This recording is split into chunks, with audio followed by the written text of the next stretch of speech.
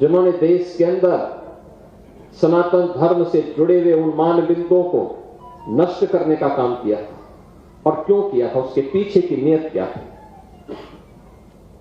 उसके पीछे की नियति अपने बर्बर कृत्यों को अंजाम दे करके पूरी धरती को नरक बनाने की साजिश का हिस्सा था, जिसके तहत कभी काशी में काशी विश्वनाथ मंदिर, कभी अयोध्या में श्री राम जन्मभूमि, कभी मथुरा में श्री कृष्ण जन्मभूमि, कभी संभल में कल के अवतार की हरिहर भूमि, कभी भोज में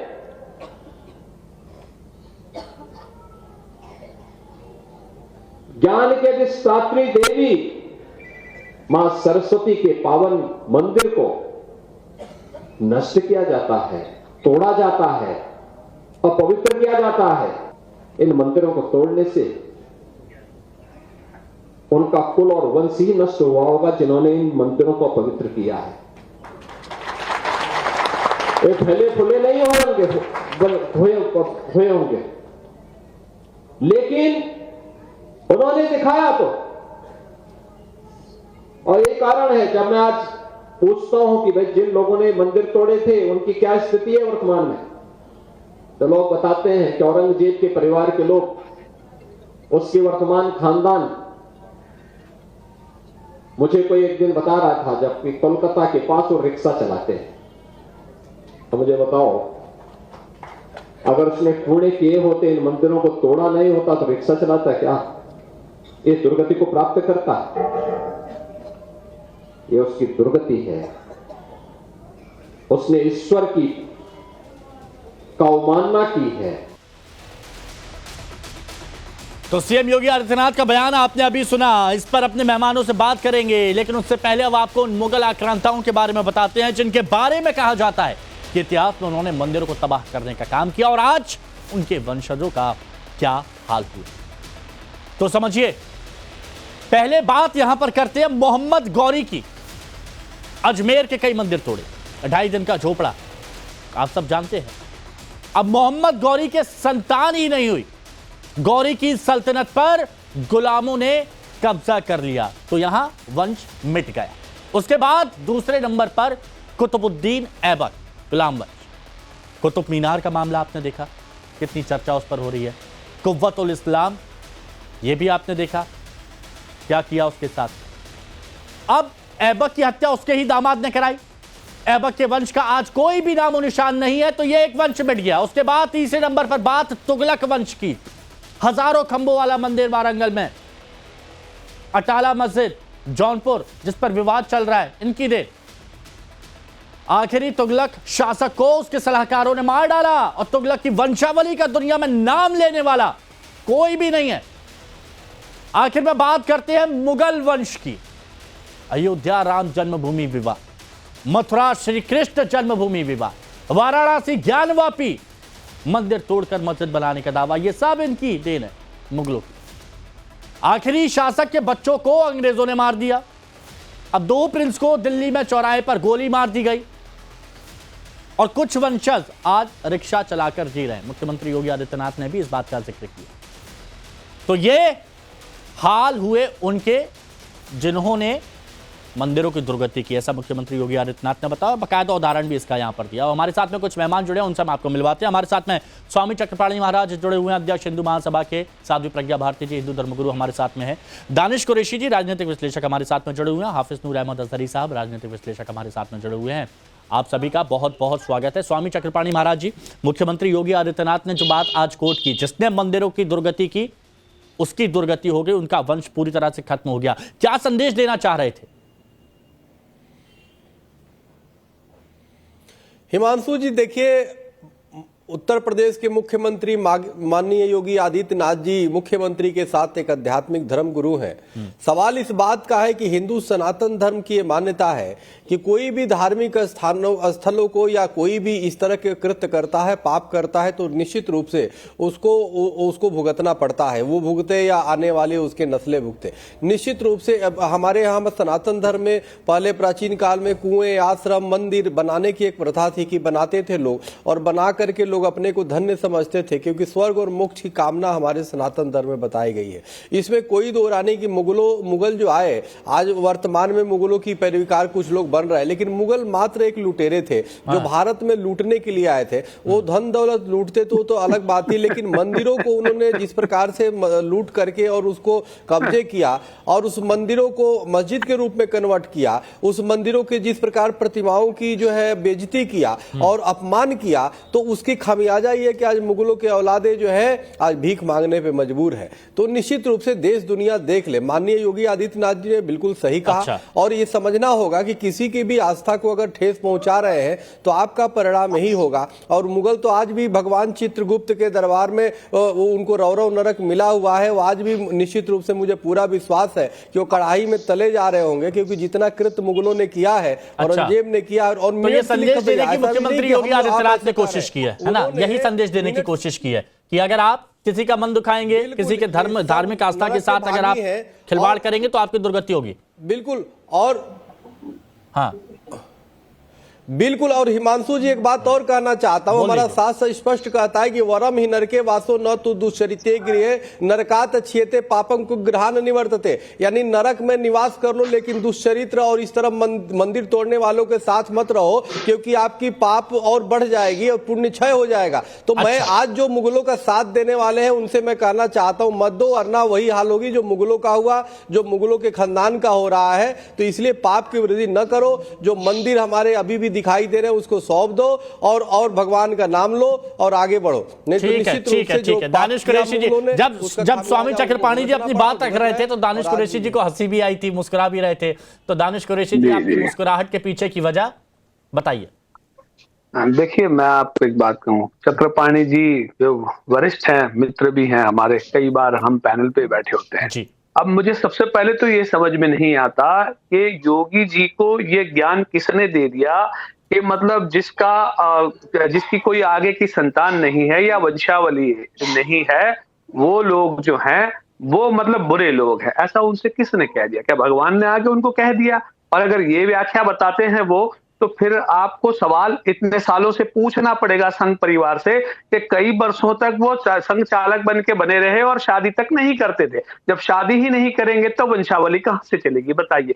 ये सवाल आप मोदी जी के लिए कह सकते हैं, ये सवाल आप योगी जी के लिए कह सकते हैं। इसलिए मुझे लगता है कि इस दलील का कोई बहुत ज्यादा महत्व नहीं है। ठीक है, योगी जी को ऐसा लगता है कि वो बहुत बड़े आध्यात्मिक हो गए। मैं तो 10 बार कह चुका हूं। प्लीज एक सिंपल सा सवाल आपसे दानिश जी पूछना चाहूंगा। एक ने शादी करी, किसी की संतान नहीं हुई, किसी को मार दिया गया, दामाद नहीं, हत्या करा दी गई, किसी के बच्चों को, ये पुराने ये जो मैं बता रहा हूँ, जिसमें कुतुबुद्दीन ऐबक भी है, जिसमें आपके मोहम्मद गौरी भी है, जिसमें तुगलक वंश भी है, तो इनकी या तो किसी ने हत्या करा दी गई या फिर कुछ इन लोगों के जो भी वंशावली बढ़ रही थी उनको मार दिया गया। उनसे इधर अगर आप कंपेयर कर रहे हैं जिन्होंने स्वेच्छा से शादी करना ना चूज किया है, क्या आपको ये सही लगता है? देखिए, मैं आपको एक बात बताऊं, राजनीति के अंदर में सत्ता के लिए हमेशा और हर दौर में इस तरीके की हत्याएं होती रही हैं। मैं आपसे कहूं कि आप इसको मानेंगे या नहीं मानेंगे, या पर्दे के आगे की परिस्थिति और पर्दे के पीछे की परिस्थिति, क्या गुजरात के अंदर में राजनीतिक हत्याएं नहीं हुई हैं? मुझे ये बताइए, विट्ठल भाई पटेल खुद कहते कहते चले गए कि उनके बेटे की हत्या किसने की थी। आप जानते हैं इस बात को? मैं विट्ठल भाई पटेल से पर्सनली 10 बार मिला था, 10 बार बात की थी। तो मैं आपको यही कह रहा हूं कि सुनिए, वक्त तय करेगा कि किसने क्या किया, मुगलों ने क्या किया ये तय हुआ है, तो मोदी जी ने क्या किया वो भी तय होगा, योगी जी ने क्या किया वो भी तय होगा। आपसे पहले मनमोहन सिंह जी थे, वो भी तय हो रहा है, पहले जवाहरलाल नेहरू थे, वो भी तय हुआ है। तो सारी चीजें तय होंगी। आप परिस्थितियों के आज की वर्तमान परिस्थिति को आप देखने जाएंगे तो मुझे ये बताइए, आप बोल पाएंगे? नहीं बोल पाएंगे। हम तो फिर भी इतना बोल रहे हैं, महाराज ने तय कर दिया है। अच्छा सुनिए, अच्छा चक्रपाणी जी 10 सेकंड और सुन लीजिए मुझे ये बहुत सारे ऐसे लोग हैं जो खुल के बोल रहे हैं कि आज जो विरासत उनकी थी वो विरासत वापस आ रही है। लेकिन हिमांशु 10 सेकंड लीजिए 10 सेकंड। अरे चक्रपाणी जी सुनिए, देखिए मैं आपको एक बात बताऊं, अगर यही व्याख्या योगी जी ने जो कही है कि भाई आज उनकी वंशावली नहीं रही, तो इसके मुताबिक तो मोहम्मद अली जिन्ना के समर्थक या संयोजक जितने भी थे, ये हिंदू महासभा के लोग, ये तो आज भी वो कर रहे हैं, एग्जिस्ट कर रहे हैं। तो इन पे तो अभी तक कोई अजाब नहीं आया, क्योंकि ये तो लाहौर में और बंगाल में सत्ताएं चला रहे थे। तो अच्छा, जिन्ना के साथ में अलायंस नहीं था, झूठ मत बोलिए आप, झूठ मत बोलिए चक्रपाणी जी, झूठ मत बोलिए आप हिंदू महासभा अलायंस में नहीं थे। ऐसा है, मुझे तो चिंता आपकी है कि आप जो साध्वी प्रज्ञा भारती जी, दानिश कुरैशी जी बहुत अलग ट्रैक पर ले जाने की कोशिश कर रहे हैं, लेकिन जो संदेश मुख्यमंत्री योगी आदित्यनाथ की तरफ से दिया गया, क्या वो इतना स्पष्ट नहीं है कि उसको समझ पाना मुश्किल हो? देखिए, सबसे पहले तो हिमांशु मैं ये कहूंगी कि सनातन अमिट था, अमिट है और अमिट रहेगा। लेकिन क्योंकि कुछ लोग बीच में आ गए, जिसमें अभी आपने जिक्र किया, मुगल आए, ऐसे लोग आए जो दिल्ली सल्तनत के थे, जिन्होंने हमारी सनातन परंपरा को मिटाने की कोशिश की। तो ये जो समय है, इसमें भारतीय गौरव, भारतीय अस्मिता और भारतीय विरासत पुनः जागरूक हो रही है और लौट रही है। और जो योगी आदित्यनाथ जी ने एक बयान दिया है, जिसपे दानिश कुरैशी जी ने बोला, मैं ये कहूंगी इनको कंपेयर नहीं करना चाहिए मुगलों को और आरएसएस को। ये इनकी तुच्छ मानसिकता को दर्शाता है, विद ऑल ड्यू रिस्पेक्ट। उसका कारण है, कारण क्या है कि देखिए, जब एक व्यक्ति स्वयं से अपने जीवन का स्वयं से सारे सुखों का त्याग करके अपने जीवन को समाज के कल्याण में लगाता है, वो एक अलग बात है। लेकिन ये लोगों का जो विनाश हुआ, जो नाश हुआ, वो किस लिए हुआ? वो इसलिए हुआ कि इनके कुकर्म इतने ज्यादा इकट्ठे हो गए थे, इतने ज्यादा एकत्रित हो गए थे, एक बंडल जो होता है ना कुकर्मों का, वो सामने आ गया। और सबसे बड़ी बात, मुगल और इन लोगों के बारे में कुरैशी जी भी बहुत, मैं इन्हें विद्वान मानती हूँ,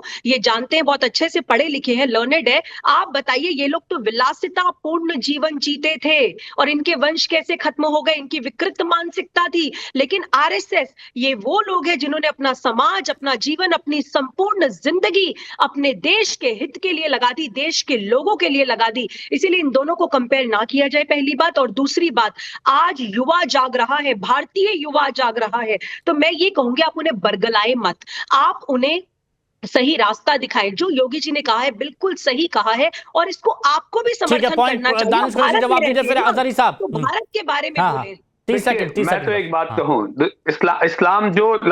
इस्लाम के अंदर में जो लाइफस्टाइल दी गई है, वो इस तरीके से किसी भी तरह संन्यास में त्याग करने की जगह नहीं है।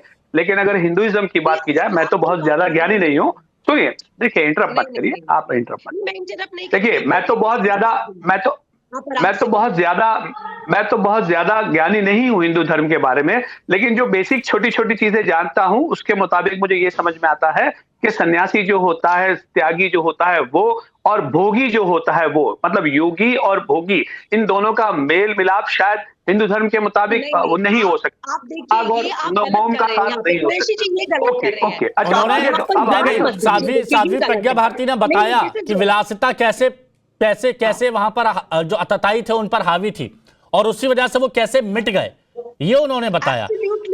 अहमद अजहरी साहब, हाफिज नूर अहमद अजहरी साहब, मंदिर तोड़ने वाले कभी फल फूल नहीं सकते, ये भी जिक्र किया, और जिन्होंने मंदिर तोड़ा उनकी आज दुर्गति हो रही है। संभल, कानपुर, अलग अलग जगहों पर, बरेली भी है, अलग अलग जगहों पर कई सालों पुराने जो मंदिर छुपा दिए गए थे, कहीं पर ताला लगा दिया गया था, कहीं पर ढक दिया गया था, अब वो धीरे धीरे सामने आ रहे हैं। आज उनकी चर्चा हो रही है, और आज वो अतीत पर जो पर्दा डालने की कोशिश की गई थी, आज वो सारे पर्दे हट भी रहे हैं। इस पर आपका ओपिनियन, आपकी राय? दरअसल भारतीय जनता पार्टी की जो सियासी जो महफिलें होती हैं, मजलिसें होती हैं, सियासी सभाएं होती हैं, या टीवी डिबेट होती है जो भारतीय जनता पार्टी के लोग बोलते हैं, या सदन में वो लोग बोलते हैं, तो वो ऐसे बोलते हैं जैसे किसी धर्म संसद में बोल रहे हैं, क्योंकि उनका मकसद है सनातन धर्म का प्रचार प्रसार करना, उसकी करामातें बताना। एक तरह से करामत बता रहे हैं वो कि ऐसा हो गया, ऐसा हो गया। जो 9 नवंबर 2019 का जो बाबरी मस्जिद फैसला हम सुनेंगे, हम पढ़ेंगे, तो ये सारे दावे खोखले, हवाई, और ये सारे दावे सिर्फ जुमलेबाजियों के सिवा कुछ और है नहीं। इसलिए मैं कहूंगा कि हमें चाहिए कि हकीकत की तरफ जाए, नागपुर में लिखा हुआ इतिहास ना पढ़े, वो इतिहास पढ़े जो लिखने वालों ने लिखा है। सच्ची बात आपको माननी पड़ेगी कि देश में हिंदू समाज को, हिंदू युवाओं को, जैसे अभी बहन कह रही थी कि वो युवा जाग रहा है, जाग नहीं रहा है। ये देश का जो हिंदू युवा है उसको हमारे खिलाफ उकसाया जा रहा है, भड़काया जा रहा है, हमें दुश्मन बनाने गलत है। सुनिए आप शायद गलत युवाओं की बात कर रहे हैं। आप लोग बोल रहे थे, मैं सुन रहा था। नहीं आपकी बात रखी, लेकिन अगर आप कुछ गलत करेंगे तो अजहरी साहब, अगर आप कुछ बोलेंगे जिस पर किसी को आपत्ति होगी तो वो अपनी बात उठा सकता है। साध्वी प्रज्ञा भारती ने अपनी बात उठाई, तो फिर हम बोले देखिए, भारतीय युवा का जागना और बरगलाना। आप एक बात बताइए हिमांशु, अगर बरगलाने की बात है तो सरपंच से जुड़ा तो ये लोग करते हैं ना। कौन बरगलाने की बात करता है? प्लीज अब मेरे को बोलना पड़ेगा, अब प्लीज मेरे को बोलना पड़ेगा। आपने सुनिए अजहरी साहब, मौलाना तौकीर रजा जो बोलते हैं कि सड़कों पर आ जाएंगे, जमीयत उलेमा के लोग जो बोलते हैं कि सड़कों पर जाम कर देंगे, ये कर देंगे, वो कर देंगे, हमारा खून ये क्या है? इसका भी जवाब हाँ, छोटे हुए हिमांशु भाई आपकी पता नहीं क्या मजबूरी है कि सवाल होता है जो पैनलिस्ट बैठे होते हैं उनसे, जब उनको जवाब नहीं आता तो आप आ जाते हो। नहीं, आ जाते हो भाई? अरे सुनिए ना, क्यों आ जाते हो? आपसे पहले दानिश कुरैशी जी से भी बात हुई मेरी, बहुत अच्छे से बात हुई, लेकिन आप जब एक तरफा नैरेटिव सेट करते हैं तब मुझे बोलना पड़ता है।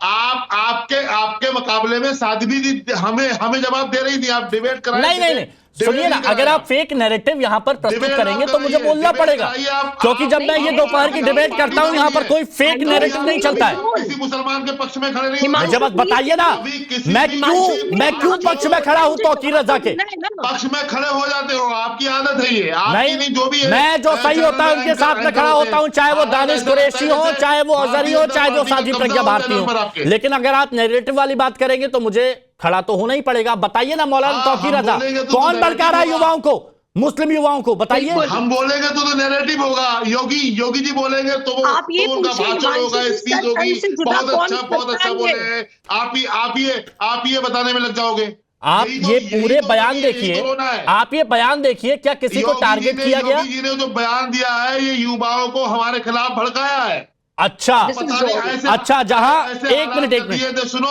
प्लीज सुनिए ना, प्लीज सुनिए। पुलिस तो हमारे खिलाफ, अजहरी साहब मैं कुछ बयान को कोट कर रहा हूं, खिलाफ कर रहा है काम। सुनिए ना। मुख्यमंत्री योगी आदित्यनाथ कहते हैं हर मजहब को विपत्ति के समय शरण दिया, सनातन ने हर मजहब को शरण दिया, हिंदुओं को विपत्ति के समय शरण नहीं मिला, सिर्फ सनातन धर्म ही सबके कल्याण की बात करता है। इसमें भड़काने वाली बात कहां से आ गई? प्लीज बताइए। क्या है ये? हर धर्म को शरण क्या दिया, बताएंगे आप हमें? अरे विपत्ति में आप देखिए, क्यों नहीं दिया आप बताइए। इसमें भड़काने वाली बात क्या है? इसमें क्या कहीं काटने मारने वाली बात है? अरे ये जबरन हम पे अपने मामले थोपने की कोशिश की जा रही है, इसके सिवा कुछ भी नहीं है साहब। हवाई बातें इतने बड़े ओहदों पर बैठ करके अगर की जाएंगी, देश का क्या होगा? नहीं तो आप तय करेंगे आपके मामले, सिर्फ धर्म के संविधान के हिसाब से चलेंगे ना। स्वामी चक्रपाणी जी, क्या यहां पर कोई भड़काऊ बात की गई? क्या मुख्यमंत्री योगी आदित्यनाथ की तरफ से युवाओं को भड़काया गया, जैसे नूर अहमद अजहरी साहब कह रहे हैं? मुझे नहीं लगता, लेकिन अगर आपको लगता है प्लीज बताइए। देखिए हिमांशु जी, देखिए केरल में जो हिंदू राजा थे, सबसे पहले भारत में इस्लाम को मानने वालों को मस्जिद बनाने का जगह दिया।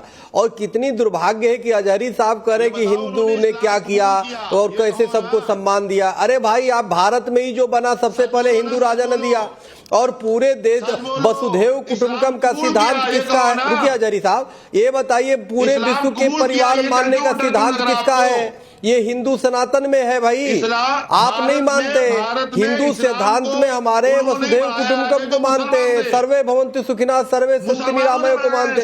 बस आप टीवी जिहाद करने लगे, समस्या यही, आप टीवी जिहाद करने लगते। मुझे अजहरी साहब, आप अगर धार्मिक भी बात होते ना, चक्रपाणी महाराज जी की बात नहीं करते। चक्रपाणी महाराज जी प्लीज एक मिनट, चक्रपाणी महाराज जी एक मिनट, दानिश कुरैशी जी सुनिए ना प्लीज, एक मिनट रुकिएगा बस। दानिश जी मैं 1 मिनट में आ रहा हूं। अजहरी साहब एक बात का जवाब दीजिएगा। आपने कहा कि मुसलमानों के प्रति उकसाया जा रहा है, डराया जा रहा है, धमकाया जा रहा है। मैं बस आपसे यह जानना चाहूंगा, कानपुर में 125 मंदिरों पर अतिक्रमण की बात यहां पर कही गई, प्रशासन वो धीरे धीरे वहां पर काम कर रहा है। गोंडा में 200 साल पुराने मंदिर से अतिक्रमण हटा है। बरेली में मंदिरों पर से कब्जा हटा है, जिसमें शिवलिंग भी थे, हनुमान जी के भी मंदिर थे। संभल में आपने देख लिया कि कितने सालों से, 46 सालों से वो जो बंद था वो हटाया गया। यूपी के संभल में, मुजफ्फरनगर में 54 साल पुराना, अलीगढ़ में शिवलिंग जो बंद था उसको फिर खुलवाया गया। इतने सारे मंदिरों पर अतिक्रमण था। अगर वो मंदिर अपने पुरानी तस्वीर में वापस लौट रहे हैं तो इसी बात से आपको आपत्ति है क्या? ना, ये सिर्फ प्रचार करना है। अगर मंदिर बंद थे, हम वो खुलवा रहे, प्रशासन खुलवा रहा है, प्रचार तो उसमें कोई करना दिक्कत है? प्रचार करना, खुलवा रहे, अच्छी बात है। मंदिर बंद है, खुलवा दिए, पूजा हो। कब्जा कर रखा था, कब्जा कर रखा था, किसी ने कब्जा नहीं किया, कब्जा ताला लगा था, देख लो, ताला लगा था। तो चैनल पर दिख मिल बरेली में आपको पता है नोटिस दिया गया, ताला लगा था। बिल्कुल। अरे यार, क्यों ऐसी बातें करके देश को आप बहका? अगर मैं झूठ बोल रहा हूं, मैं पत्रकारिता छोड़ दूंगा, वरना आप छोड़ देंगे यहाँ पर बैठना। बोलिए, झूठ बोल रहे हो, बोलिए। करके 7 दिन में खाली करने का नोटिस दिया गया था मियां वालिद को, खोल लिए बरेली में। हिंदू समाज ने खुद बंद किए, खुद खोल लिए। कैसी बातें आप कर रहे हैं, कैसी बातें आप कर रहे हैं? मुसलमानों का कोई लेना देना नहीं है। मुसलमानों पे आरोप लगा, तो कोई लेना देना नहीं है तो आपत्ति क्यों दर्ज करा रहे हैं? क्यों आपत्ति दर्ज करा रहे हैं, बताइए। किसे आपत्ति है? किसे आपत्ति है? अभी आपके मौलाना का बयान आया था, बनारस में कह दिया गया कि नहीं खुलेगा। क्या नहीं खुलेगा? बनारस में कहा गया कि नहीं खुलेगा। संभल में कहा गया कि क्यों खोले जा रहे हैं ये मंदिर। संभल में कहा क्यों खोले जा रहे हैं मंदिर? बताओगे ये अगर आप मस्जिदों को मंदिर आप बताओगे तो क्या मस्जिद में शिवलिंग है क्या? मस्जिद में हनुमान जी की फोटो लगी है, हनुमान जी की मूर्ति है। अरे जब मंदिरों पे मस्जिद बनाओगे तो बताएंगे नहीं क्या? बताने लोगों तो हम क्या करें? अरे मैं संभल की बात कर रहा हूँ। जब हमारे अभी तो वाराणसी में भी जांच हो रही है ना। शिवलिंग की शक्ल में आप अभी से, जब हमारे मंदिरों पे आप मस्जिद बनाओगे, जब हमारे मंदिरों पे मस्जिद बनाओगे तो हम लेंगे नहीं क्या? कैसी बातें कर रहे हो? कब्जा भी कर लो अवैध रूप से, और चाहते हो हम अपने मंदिरों की दावा भी ना करें? हमारे मंदिरों पे मस्जिद बनाओगे तो ये तो होगा ही ना। और सर्वे तो कानून के अनुसार हो रहा है भाई, ये हम थोड़े जा रहे हैं। माननीय दानिश जी प्लीज बताइए, दानिश जी। अरे माननीय दानिश कुरैशी जी, उन्होंने जब कहा कि मंदिरों से हमें मतलब नहीं है, संविधान की तो कह रहे हैं कि मंदिरों से मतलब नहीं है, फिर इतने पुराने अगर मंदिर खुल रहे हैं जो कहीं पर ताला लगा हुआ था या फिर कहीं पर कब्जा था, अगर उनको अतिक्रमण मुक्त कराया जा रहा है तो क्या इससे आपत्ति होनी चाहिए? क्या आपको आपत्ति है? देखिए, मैं आपको एक बात बताऊं, मैं योगी जी का जो स्टेटमेंट है उसको खास तौर पे एक चीज कोट करना चाहता हूं। आपका हेडर चला सनातन में इतनी शक्ति के मुगल वंशज जो हैं कहीं रक्षा चला रहे हैं। देखिए, मैं आपको एक बात कहूं, हमारे कुरान के मुताबिक रोजी का खुदा, रोजी का राज़िक खुदा है, रोजी देने वाला खुदा है। और इस बात का फक्र है कि वो आज भी बदकारी और मक्कारी नहीं कर रहे, हक हलाल रोजी रोटी कमा के अपने परिजन का गुजारा कर रहे हैं। अरे मुगलों ने मक्कारी करी, उनका खामियाजा अब उनके ये भुगत रहे हैं, क्या दिक्कत है? अरे झूठ मत बोलिए, क्यों नहीं करी?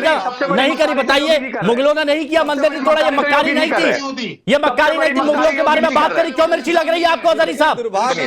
जब मुगलों के बारे में बात कर रहे हैं क्यों मिर्ची लग रही है? रिक्शा चलाने वाला देश का नागरिक नहीं है ना? अरे सुनिए, कॉन्टेक्स्ट समझिए, कॉन्टेक्स्ट समझिए। जो लोग रथ सिंहासन पर चलते थे, मंदिरों को तोड़ते थे, आज वो रिक्शे पर आ गए हैं। आज वो रिक्शे कर, ये समझिए, फर्श से अर्श तक समय परिस्थिति होती है। आप अपने कन्वीनियंट के हिसाब से, आप अपने कन्वीनियंट के हिसाब से सोचेंगे ना। मैंने तो बस इतना पूछा, जब मुगलों की बात आती है, तुगलकों की बात आती है, आपको मिर्ची क्यों लग जाती है? आप उनके वंशज है क्या अजहरी साहब? अच्छा सुनिए, मैं जवाब दूं। सुनिए बताइए, आप बताइए ना, जवाब देता हूं। अजहरी साहब बताइए। जब मैं मुगलों की बात कर रहा हूं जिन्होंने मंदिरों को तोड़ा, जब उनकी बात करते हैं तो आपको मिर्ची को लगती है? मंदिर को तोड़ा कहते रहोगे, मंदिर को तोड़ा। या आप हिंदू समाज को बरगला रहे हो मुसलमान हाकिमों के खिलाफ। अच्छा, हाकिम थे। अच्छा, हाँ, अच्छा जी, कार्ड खेलना बंद करिए। अच्छा जी, जब मुगलों के बारे में बात होती है तो आंखों से आंसू निकल आते हैं आप लोगों को। कर सकते हो। जो कौम 8 साल तक और पहले ही मैं बोल दूं, जब ये कहा गया कि मुगलों के वंशज अगर अभी रिक्शे पर है तो आप कॉन्टेक्स्ट समझिए, उसका कॉन्टेक्स्ट किसी रिक्शे वाले की बेइज्जती करना नहीं है। वो ये बताया गया कि फर्श से अर्श पर कैसे पहुंचे। क्यों सफाई दे रहे हो? सफाई आप क्यों दे रहे हो भाई? अरे क्यों नहीं? यहां पर जब बात की जा रही है, जब मुगलों की बात होती है, आप खुलकर सामने आते हैं कि नहीं आते हैं? अरे आप क्यों पार्टी? अरे क्यों नहीं? अरे मैं आपकी बात कर रहा हूं। मुगलों के बारे में जब बात आती है, मुगलों के बारे में जब बात आती है, तब आप आते हैं ना चीख कर, छाती फाड़कर। क्यों आते हैं?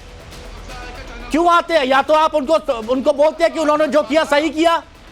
बहुत बहुत शुक्रिया आप सभी का हमारे साथ जुड़ने